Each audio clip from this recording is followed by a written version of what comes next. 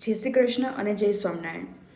આગલા પાર્ટ 1માં આપણે સમજ્યું strict લંઘન diet chart.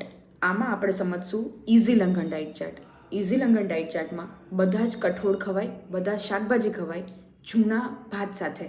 Krishna Kamod basmati કોઈ પણ વેરાયટી હોય, પણ 1 કે 2 વર્ષ જૂના હોય તો વધારે સારું. મોલમાં પીળા કલરના ઓનલાઈન મળે છે, એજ ઓલ્ડ રાઈસ કરીને, અને તમારા કરિયાણાની દુકાને કહેશો તો તમને આપી દેશે.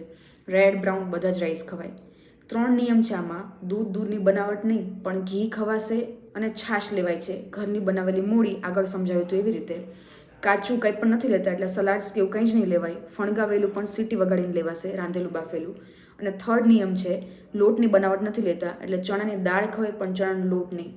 ઘઉં ફાડા લાપસીમાં ખવાય, ઘઉંની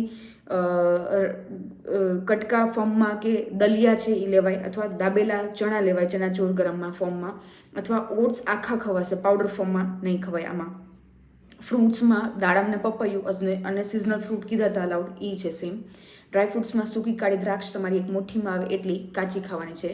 સીડ્સ બધા જ ખવાશે, મુખવાસ બધા જ ખવાશે, સ્પાઇસીસ બધા યુઝ થશે, લીલો મસાલો બધો, મરચાં, આદુ, હળદર, કોથમીર, ફુદીનો બધું યુઝ થશે.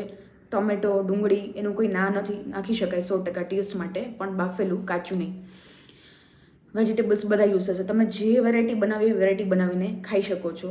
કોઈ પણ દાળ કે કઠોળ છે એને 2-3 કલાક પલાળીને રાખ્યું હોય અને એને તમે ક્રશ કરીને બેટરને યુઝ કરીને બનાવવું હોય તો 100% બનાવી શકશો.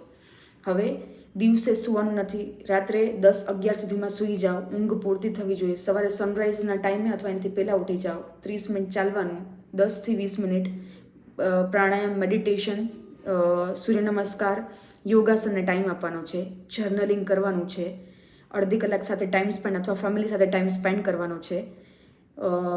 આટલા નિયમોનું પાલન કરવાનું છે. સવારે કમ્પલસરી ખાલી પેટ જ ચાલવા જવાનું છે, એક્સરસાઇઝ યોગાસન કરવાનું છે. ટાઈમ ન મળે તો સાંજે નહીં કરીએ આપણે. આટલું ઇઝી લંઘન ડાયટ ચાર્ટમાં છે. આના ઉપર કોઈ પ્રશ્ન હોય તો 100% તમે મને અથવા આપણે જે પણ તમને કન્સર્ન ડૉક્ટર આપેલા હોય એમને તમે પૂછી શકશો. Thank you.